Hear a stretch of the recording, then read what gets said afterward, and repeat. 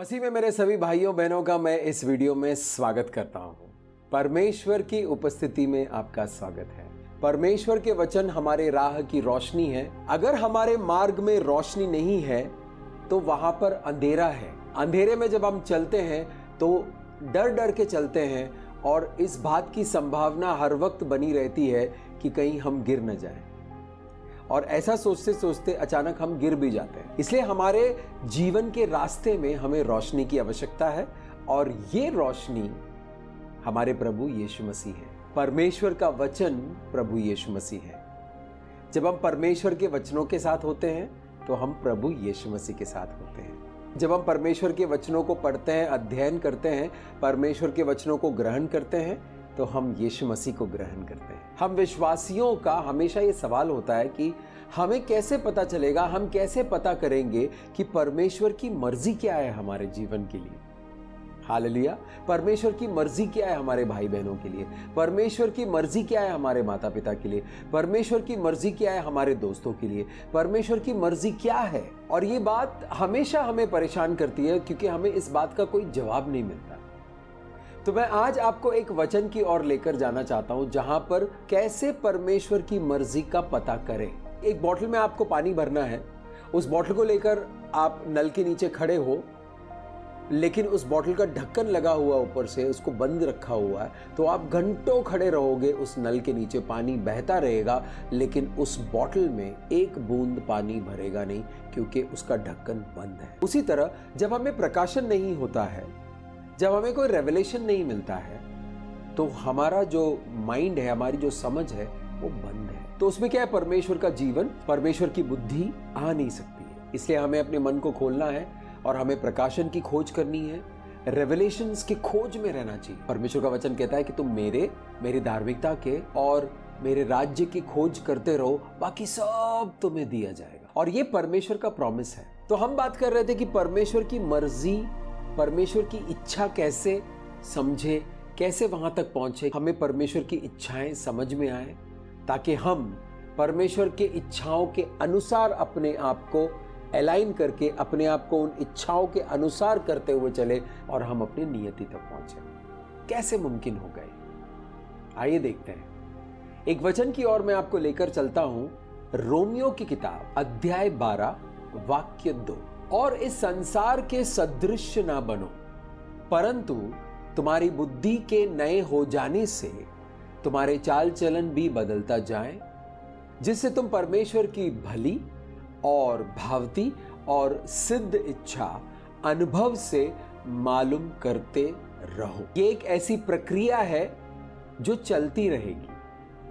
Hallelujah. आइए इस वचन को डिटेल में समझते हैं। सबसे पहले अपोस्तल पौलुस इस वचन के जरिए हमसे क्या कह रहे हैं, पवित्र आत्मा इस वचन के जरिए हमसे क्या कह रहे हैं। दुनिया के सदृश ना बनो, यानी दुनिया के जैसे ना बनो। दुनिया के जैसे ना बनो, यह कैसे मुमकिन हो सकता है? हम दुनिया में पैदा हुए हैं, हमारे माँ बाप दुनिया में हैं, भाई बहन दुनिया में हैं, खाते पीते हम दुनिया में हैं, पढ़ाई लिखाई हम दुनिया में करते हैं, रिश्ते हमारे इस दुनिया में हैं, हम बिजनेस इस दुनिया में करते हैं, जॉब इस दुनिया में करते हैं, सेवकाई इस दुनिया में करते हैं। हमें जो भी इंफॉर्मेशन मिलता है, जो भी ज्ञान मिलता है, जो भी समझदारी मिलती है, इस दुनिया से मिलती है। बचपन से लेकर अब तक इस दुनिया में रहकर, इस दुनिया से सीखकर हम इस दुनिया के जैसे ही रहेंगे। लेकिन अपोस्तल पौलुस कहते हैं कि इस दुनिया के सदृश ना बनो। दुनिया जो दर्शन दे रही है अपना हमें, उसके मुताबिक मत चलो, उसके मुताबिक मत बने रहो। लेकिन बचपन से लेकर अब तक तो सब कुछ दुनिया के मुताबिक चलता आया है।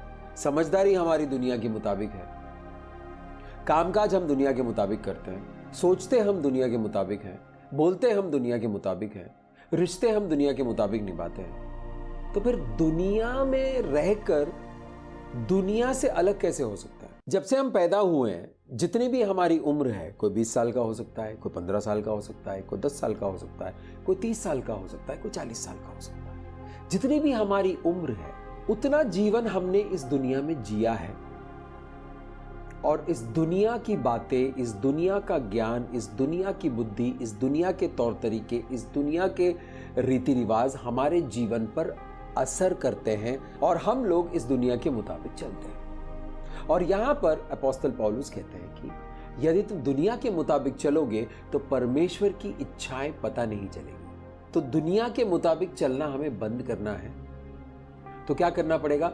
नई चीजें सीखनी पड़ेगी, परमेश्वर के वचनों को सीखना पड़ेगा, परमेश्वर के वचनों में छुपे हुए ढके हुए सिद्धांतों को समझकर उनको ग्रहण करना पड़ेगा। परमेश्वर के राज्य के सिद्धांतों को समझकर परमेश्वर के राज्य के सिद्धांतों के मुताबिक चलना पड़ेगा, तब हम उस नएपन में चलेंगे। क्या ये एक दिन में होगा? बिल्कुल नहीं होगा। परमेश्वर के वचनों को सुनने से और सुनते रहने से आपके अंदर कुछ बदल रहा है, पुराना जा रहा है और नया आ रहा है। पुरानी जो सेटिंग है, जो इस दुनिया ने अपने हिसाब से कर दी है, वो सेटिंग टूट रहा है। मेरे प्यारे भाइयों और बहनों, दुनिया ने हमें अपने हिसाब से चलाने के लिए अनुशासित किया है। कैसे?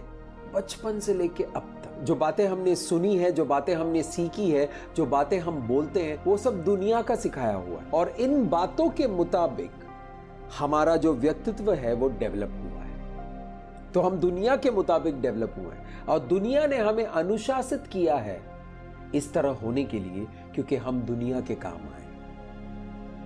और ये सब बदल जाता है जब यीशु मसीह आपके जीवन में आ जाता है। आप जैसे यीशु मसीह को ग्रहण करते हो, पवित्र आत्मा जब आपके ऊपर आता है, आपके जीवन में जो दुनियापन है वो सब खत्म होना शुरू होता है, वो सब निकाल बाहर करते हैं लोग। जब हम यीशु मसीह को ग्रहण करते हैं तब हमें एक नया जीवन मिलता है। इस नए जीवन की अपनी एक नई बात है, अपना एक नयापन है। ईश्वर के वचनों के जरिए हम जो सीखते हैं उस नए सेटिंग में आना पड़ेगा। उस नए सेटिंग में आने का क्या फायदा है? हर कोई कहता है नए सेटिंग में आओ, नए सेटिंग में आओ। क्या फायदा नए सेटिंग में आने का? पुराने में क्या गलती है? पुराने में क्या प्रॉब्लम है? पुराना सेटिंग जो है, दुनिया का सेटिंग जो है, हमें नाश की ओर ले जाता है और ये जो नया सेटिंग है हमें जीवन की ओर ले जाता है। तो कैसे बदले? कैसे होगा सब कुछ? आपके सामने एक थाली रखा गया है, थाली में भरकर खाना है, रोटी है, सब्जी है, चावल है, दाल है, अचार है, पापड़ है। एक साथ वो पूरी थाली का खाना हमारे मुंह के अंदर नहीं जाएगा, हम तोड़ तोड़ कर निवाला निवाला खाते हैं। उसी तरह परमेश्वर के वचनों को थोड़ा थोड़ा थोड़ा थोड़ा करके जब आप ग्रहण करोगे तो आप बलवान होते जाओगे। आपका जो पुराना सेटिंग है वो सब टूट के बिखर जाएगा और एक नया सिद्ध सेटिंग सेट हो जाएगा। एक नयापन सेट होगा, एक नया अनुशासन आएगा आपके जीवन में। पवित्र आत्मा आपको डेवलप करना है। किस तरफ डेवलप कर रहा है? उन्नति और प्रगति की ओर डेवलप कर रहा है। तो यह वचन कहता है कि और इस संसार के सदृश ना बनो, परंतु तुम्हारे बुद्धि के नए हो जाने से तुम्हारा चाल चलन भी बदलता जाए। दुनिया की अपनी बुद्धि है, बहुत सारी किताबें लिखी गई है, बहुत सारे ग्रंथ है, बहुत सारी बातें हैं, बहुत सारी चीजें हैं दुनिया की। दुनिया कहती है कि आपके सामने अगर कोई कॉम्पिटिटर है, यानी आप जैसा कोई है, तो उसका नाश कर दो, उसके सर पे पैर रखकर कुचल कर आगे बढ़ो। ऐसी किताबें लिखी गई है, ऐसी किताबें मार्केट में अवेलेबल है। परमेश्वर कहता है कि दूसरों की भलाई कर और मैं तुम्हें उठाऊंगा। परमेश्वर के वचन में लिखते हैं कि दूसरे के खेत में सबसे पहले पानी जाने दो। अगर तुम्हारा पानी है, अपने खेत में जाने से पहले दूसरे के खेत में जाने दो, क्योंकि तुमने दूसरे के खेत में अपना पानी पहले जाने दिया और बाद में तुम अपने खेत को सींच रहे हो। मैं तुम्हारे खेत में ज्यादा फसल उगाऊंगा। दुनिया कहती है अरे अपना काम करो यार, दूसरों की भलाई करने के लिए जाओगे तो पिटोगे, कोई जरूरत नहीं दूसरों की भलाई करने की, अपनी भलाई करो, आगे बढ़ो। अरे लेकिन उसको सहारे की, अरे छोड़ो उसको यार, तुम उसके लिए अपना टाइम वेस्ट करोगे, भागो यहाँ से, चलो चलो चलो चलो। वो धक्का मार के आपको आगे लेके जा रहा है, क्योंकि दुनिया नहीं चाहती है कि हम एक दूसरे की सहायता करें। दुनिया की हालत जो आज की तारीख में है वो बहुत अच्छा नहीं है। आर्थिक स्थितियां, सामाजिक स्थितियां सब उतल पुतल हो चुकी। इस वक्त इस दुनिया को मदद की जरूरत है। इस वक्त इस दुनिया को समस्याओं का समाधान चाहिए और उसके लिए बुद्धि चाहिए। दुनिया की बुद्धि जो है कम काम कर रही है, तो परमेश्वर अपनी बुद्धि देना चाहता है, फ्रेश, ताजा ताजा, नए सिरे से। समस्याएं नहीं है, नए सिरे से बुद्धि और ज्ञान और विवेक और समझदारी चाहिए, ताकि हम उन समस्याओं का समाधान निकाल सकें। और ये काम सिर्फ परमेश्वर कर सकता है। और परमेश्वर अपने वचनों के जरिए हमें यह कह रहे हैं कि दुनिया के रीति से मत चलो, मेरे वचनों की रीति से चलो, मेरे राज्य के सिद्धांतों के मुताबिक चलो, मेरे अच्छाई और भलाई के मुताबिक चलो, ताकि तुम्हारे जीवन में उन्नति, प्रगति हो, सुख, शांति, समृद्धि हो, बुद्धि, ज्ञान, विवेक से परिपूर्ण हो। जब हम नया बुद्धि को ग्रहण करते हैं तो अपने आप हमारा जो चाल चलन है, हमारा जो तरीका है जीवन जीने का, वो बदल जाता है। अब तक जो तरीका था वो दुनिया का सिखाया हुआ, दुनिया का ट्रेन किया हुआ, दुनिया का अनुशासित किया हुआ तरीका था, और उसकी वजह से हम लोग उस तरह चल रहे थे जिस तरह हम चल रहे थे। अब परमेश्वर के वचन को ग्रहण कर कर एक नए तरीके से, एक नई चाल चल रहे हैं। और इस नए चाल में क्या होगा? समस्याओं का समाधान आएगा, हम बलवंत हो जाएंगे, सुख, शांति, समृद्धि, सेहत और सुरक्षा हमारी विरासत है जो हम प्राप्त करेंगे, बुद्धि, ज्ञान, विवेक से हम परिपूर्ण रहेंगे। आप परमेश्वर की उपस्थिति में रहेंगे, परमेश्वर के संरक्षण में रहेंगे, परमेश्वर के प्रोटेक्शन में रहेंगे, जहां पे बीमारी आपको छू नहीं सकती है, बेरोजगारियां आपको छू नहीं सकती है, गरीबी आपसे दूर हो जाएगी। और सबसे बेहतरीन बात है कि आप परमेश्वर के फ्रीक्वेंसी में आ जाएंगे। अगर आपको स्टार टीवी देखना है, आपका रिमोट लेकर आपको उस नंबर पे जाना पड़ेगा जहां पर स्टार टीवी चलता है। आपको सोनी टीवी देखना है, आपको सोनी में जाना पड़ेगा। आपको कलर्स देखना है, आपको कलर्स में जाना पड़ेगा। आपको अमेजॉन प्राइम चाहिए तो आपको अमेजॉन प्राइम को सब्सक्राइब करना पड़ेगा अलग से। हॉटस्टार डिज्नी चाहिए, आपको हॉटस्टार डिज्नी अलग से लेना पड़ेगा। उसी तरह अलग अलग चैनल्स को अलग अलग तरह से लेना पड़ेगा, और तब जाकर आप उस चैनल को देख सकते हो। प्राइम चालू करके बोलो मेरे को नेटफ्लिक्स देखना है, यहां पर नहीं पॉसिबल है। प्राइम का पैसा देकर, अमेजॉन प्राइम का पैसा आपने दे दिया और आपको अभी नेटफ्लिक्स देखना है, तो आपको नेटफ्लिक्स अलग से लेना पड़ेगा। हालेलुया, ये कॉमन सेंस है। उसी तरह परमेश्वर के फ्रीक्वेंसी में वही लोग आ पाते हैं जो परमेश्वर के वचनों के मुताबिक चल रहे हैं। क्या फायदा परमेश्वर के मुताबिक चल के परमेश्वर के फ्रीक्वेंसी में आने का? परमेश्वर के फ्रीक्वेंसी में अनंत जीवन है, बहुतायत जीवन है, कामयाबी है, और परमेश्वर के पास आपके लिए प्लान है। परमेश्वर के वचन में, यिर्मयाह की किताब में परमेश्वर कहते हैं, मेरे पास तुम्हारे लिए योजनाएं हैं जो तुम्हारे हानि के नहीं है, बल्कि तुम्हारे उज्जवल भविष्य के लिए है, ताकि तुम्हारे पास एक भविष्य हो और उम्मीद हो। इस दुनिया में इस वक्त इतनी ज्यादा नाउमीदी है, इतनी ज्यादा परेशानी है, इतना ज्यादा डिप्रेशन है, इतना ज्यादा अंधकार है, इतनी ज्यादा बेबसी है कि लोग परेशान हैं इस वक्त। परमेश्वर कहता है कि मेरे पास आओ, इस दुनिया के मुताबिक मत चलो। मैं जो बुद्धि दे रहा हूं, मैं जो समझदारी दे रहा हूं, मैं जो टीचिंग दे रहा हूं, मैं जो सिखा रहा हूं, उसको सीख कर फायदेमंद हो जाओ। अपने चाल चलन बदलो। चाल चलन का मतलब है जिस तरीके से हम अपने जीवन को जीते हैं, जीवन को किस नजरिए से देखते हैं, और उस नजरिए की वजह से हम अपने जीवन को किस तरह जीते हैं, वो हमारा चाल चलन। क्या हम झूठ बोलकर जीते हैं या सच के साथ चलते हैं? क्या हम धोखा करने में बिल्कुल माहिर है, या धोखा करते वक्त हमें दुख होता है? हमारे चाल चलन पर डिपेंड करता है कि हम किस तरह का चाल चलते हैं। कुछ लोग साजिशों का चाल चलते हैं, कुछ लोग दूसरों को हानि पहुंचाने का चाल चलते हैं। क्या मैं उनमें से हूं? यह सवाल हमें अपने आप से पूछना है, क्योंकि दुनिया जिसको अच्छा कहती है वो क्या वाकई में अच्छा है? ये सवाल को पूछना पड़ेगा और इसका जवाब ढूंढ के निकालना पड़ेगा।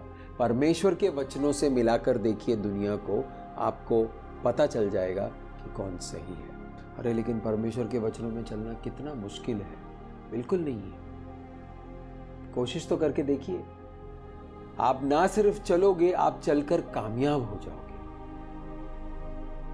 हाँ, लेकिन परमेश्वर का वचन इस दुनिया से बिल्कुल विपरीत है, बिल्कुल विपरीत है। इसे तो परमेश्वर अपनी ओर लेकर आ रहे हैं लोगों को। अंधेरों से निकलकर उजियाले की ओर आओ। परमेश्वर कहता है कि अंधेरों से निकलकर उजियाले की ओर आओ, अंधेरों से निकलकर मेरी तरफ आओ। इस दुनिया का स्वार्थ ने इंसान को निगल लिया है, खोखला कर दिया है। हर इंसान स्वार्थी हो गया है। परमेश्वर का वचन कहता है कि स्वार्थी मत बनो,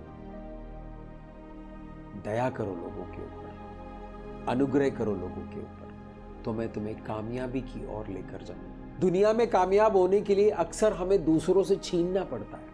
परमेश्वर के राज्य में परमेश्वर कहता है कि मैं बनाऊंगा तुम्हें कामयाब, तुम्हें किसी से छीना झपटी करने की जरूरत नहीं है। यहाँ अपोस्तल पौलुस कहते हैं कि दुनिया के मुताबिक ना चलो, जो चला है अब तक उसको बदल लो। परमेश्वर के वचनों को ग्रहण करके अपने बुद्धि को बदल दो, अपने मन को बदलो, आपका चाल चलन को बदलो। मन बदलेगा तो चाल चलन अपने आप बदलेगा। अपोस्तल पौलुस कहते हैं कि संसार के मुताबिक मत चलो, इस दुनिया के मुताबिक मत चलो, इस दुनिया के दर्शन, दुनिया जो दर्शन दिखा रही है उस दुनिया के दर्शन के मुताबिक मत चलो, लेकिन परमेश्वर के वचनों को पढ़कर, परमेश्वर की बुद्धि को ग्रहण करके अपने जीवन को बदलने दो, अपने मन को बदलने दो, अपने चाल चलन को बदलने दो। क्यों? ताकि हमें परमेश्वर की भली और भावती और सिद्ध इच्छा अनुभव से मालूम कर सके। जब हम दुनिया के दर्शन के मुताबिक नहीं, दुनिया के रीतियों के मुताबिक नहीं चल रहे हैं, परंतु परमेश्वर के वचनों के मुताबिक चल रहे हैं, परमेश्वर के बुद्धि के मुताबिक चल रहे हैं, तो हम परमेश्वर के फ्रीक्वेंसी में आ गए। अब परमेश्वर आपसे बात कर सकते हैं। परमेश्वर आपको उनकी भली इच्छा, भावती इच्छा और सिद्ध इच्छा आपको अनुभव से मालूम कराएंगे। अगर आप फ्रीक्वेंसी में हो तो स्टार टीवी देखते देखते आपको यह नहीं पता चलेगा कि सोनी टीवी पे क्या हो रहा है, आपको सोनी टीवी देखना पड़ेगा। उसी तरह दुनिया में चलते चलते आपको यह नहीं पता चलेगा कि परमेश्वर आपके साथ क्या कर रहा है। अगर आप दुनिया की बातों में चलेंगे, दुनिया के डर के मुताबिक चलेंगे, दुनिया के जलन के मुताबिक चलेंगे, दुनिया के कंपटीशन के मुताबिक चलेंगे, तो आपको कभी भी पता नहीं चलेगा कि परमेश्वर क्या चाहता है आपके जीवन में करना। परमेश्वर आपसे बात करना चाहता है और इस वक्त आप इस वीडियो में आए हो क्योंकि परमेश्वर आपसे बात कर रहे हैं अपने वचनों के जरिए। हालेलुया।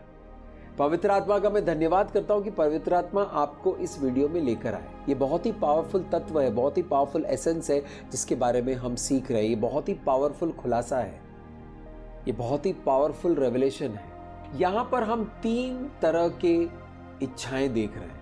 पहली इच्छा जो है वो भली इच्छा है, दूसरा जो है वो भावती इच्छा है, तीसरा जो है वो सिद्ध इच्छा है। तो 3 तरह की इच्छाएं क्यों है परमेश्वर की?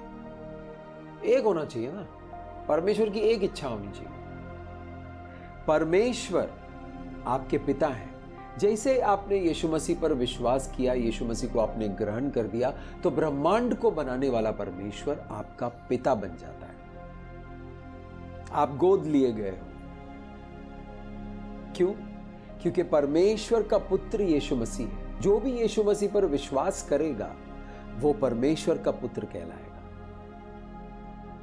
आप परमेश्वर के बच्चे कहलाते हो। जब हम यीशु मसीह में आए ही हैं तो हम छोटे बच्चों की तरह। अब आप नए नए विश्वास में आए हो। छोटा बच्चा जब पैदा होता है, 1-2 साल का होता है, तो माँ बाप उससे ये उम्मीद नहीं करते हैं कि वो जाके किसी का ऑपरेशन करे। ऑपरेशन तो तब करेगा जब वो डॉक्टर बनेगा। या माँ बाप ये उम्मीद नहीं लगा सकते इस छोटे 2 साल के बच्चे से कि वो जाके क्रिकेट प्लेयर बने। या माँ बाप इस बच्चे से ये उम्मीद नहीं लगा सकते किसी दफ्तर में जाकर काम करके पगार लेकर घर आए, सैलरी लेकर घर आए। 2 साल का बच्चा बोलता है मम्मी, तो मम्मी खुश हो जाती है, पापा खुश हो जाते हैं। 2 साल का बच्चा थोड़ा सा कुछ करता तो पूरा परिवार जो है एकदम हैरान होकर उसको देखते रहता है, वाह क्या करतब दिखा रहा है। जब हम यीशु मसीह में आए ही होते हैं तो हम सीख रहे होते हैं, हम समझ रहे होते हैं। पहली बार हम दोनों हाथों को खड़ा करके परमेश्वर से प्रार्थना करते हैं। परमेश्वर अपनी भलाई उंडेलते रहते हैं हमारे ऊपर। तब हम थोड़ा थोड़ा जो काम करते हैं वो परमेश्वर को बहुत भला लगता है। बच्चा सीख रहा है, छोटी छोटी चीजें सीख रहा है। रंगों की किताब को लाल को देखकर बोलता है लाल, क्योंकि उसको सिखाया गया लाल।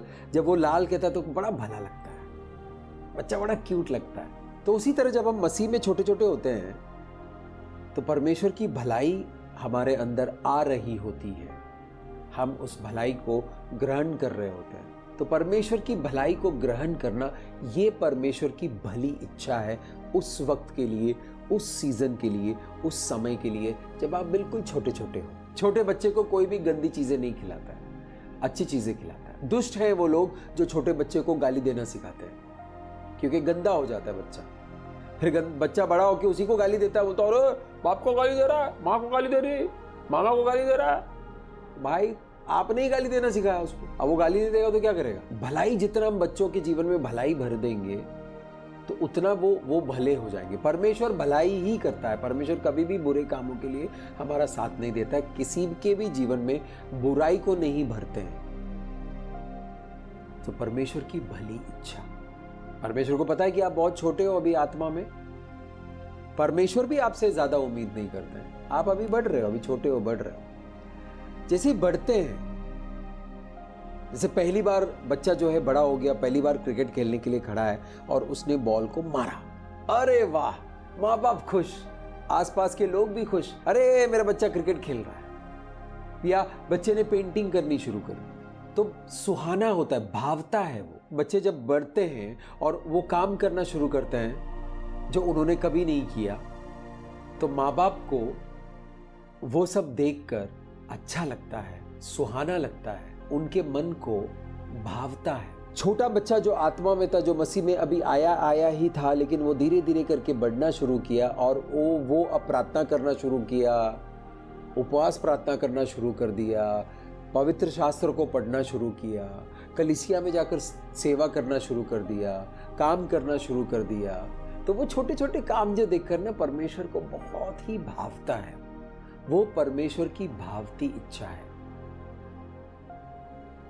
एक है भली इच्छा, एक है भावती इच्छा। और जैसे बच्चा बड़ा हो जाता है, आत्मा में बड़ा हो जाता है, तो अपने सिद्ध इच्छाओं में कदम रखता है। यानी परमेश्वर ने जो नियति, जो प्लान बनाया है उसके लिए, परमेश्वर ने जो मेरे लिए प्लान बनाया है, उस प्लान में जब मैं चलना शुरू करता हूं तो वो परमेश्वर की सिद्ध इच्छाओं में चलना शुरू करता हूं। और उन इच्छाओं में चलकर मैं अपने जीवन में सिद्ध हो जाऊंगा। उन इच्छाओं में चलकर आप अपने जीवन में सिद्ध हो जाओगे। तो ये 3 तरह की इच्छाएं। जब नया नया होता है तो भली इच्छा है। थोड़ा बच्चा जब आत्मा में बड़ा होता है तो भावती इच्छा है। और जैसे और बड़ा होता है, बचपन चला गया, बड़ा हो गया, शक्ति में, समझदारी में, बुद्धि में, ज्ञान में, विवेक में बढ़ गया, कि ये सब परमेश्वर ही देता है। शक्ति परमेश्वर देते हैं, बुद्धि परमेश्वर देते हैं, ज्ञान परमेश्वर देते हैं, बलवान परमेश्वर बनाता है। और जब ये बड़ा हो जाता है तो सिद्ध इच्छा, परमेश्वर की जो सिद्ध इच्छा है, परमेश्वर की जो सिद्ध योजना है, जो परमेश्वर के पास ऑलरेडी सिद्ध हुआ है, वो हमारे जीवन में सिद्ध होना बाकी है। परमेश्वर ने हमें उस योजना में चलना सिखाया, अब हम उस योजना में चल रहे हैं, तो वो है सिद्ध इच्छा। तो ये सारी बातें कैसे समझ में आएगा? जब हम दुनिया के रीति से चलना बंद करके, दुनिया के अनुशासन के मुताबिक चलना बंद करके, जब हम पवित्र आत्मा के साथ परमेश्वर के वचनों को ग्रहण करके, परमेश्वर की बुद्धि में बदलकर, अपने मन को बदलकर, अपने तरीकों को बदलकर, अपने जीवन के तौर तरीकों को बदलकर जब हम चलना शुरू करते हैं, तब हम परमेश्वर के फ्रीक्वेंसी में आते हैं। जब हम परमेश्वर के फ्रीक्वेंसी में आते हैं तो हमें पता चलता है कि परमेश्वर की भली इच्छा क्या है, परमेश्वर की भावती इच्छा क्या है, और परमेश्वर की सिद्ध इच्छा क्या है। ये सब कोई आकाशवाणी नहीं होगी, ये सब हम अपने अनुभव से पता करते हुए चलेंगे। हमें अनुभव में पता चलेगा। हालेलुया। पवित्र आत्मा हमें उन बातों को समझाते हुए चलेंगे। बच्चा बड़ा हो गया, परमेश्वर के नजर में सिद्ध होना चाहिए अब इस इंसान को, लेकिन अभी भी वो बच्चे जैसी हरकतें कर रहा है, बचपने में ही लगा पड़ा है, नासमझी में ही लगा पड़ा है, बेवकूफियों में ही लगा पड़ा है, तो परमेश्वर की सिद्ध इच्छा नहीं है। छोटे से थोड़ा बड़ा हुआ, परमेश्वर को जो भावता है वो काम करने का समय आ गया, लेकिन वो कर नहीं रहा है, अभी भी वो पुराना जीवन में ही लगा पड़ा है, तो परमेश्वर को वो भावता नहीं है।